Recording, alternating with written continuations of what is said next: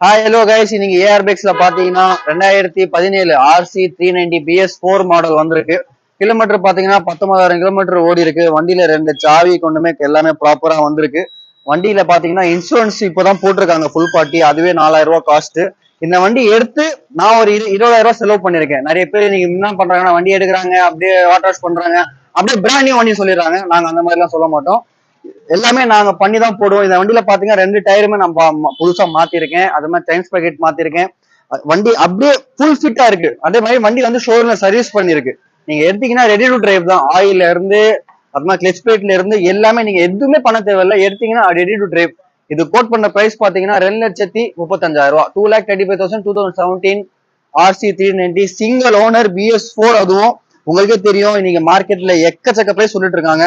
இந்த வண்டிக்கு இந்த பிரைஸ் கண்டிப்பா ஒர்த்துன்னு சொல்லுவேன். நீங்க நேர்ல வந்து வண்டி கண்டிஷன் நீங்க பாருங்க. லோன் ஆப்ஷன் கூட இருக்கு. ஒன்லி சென்னை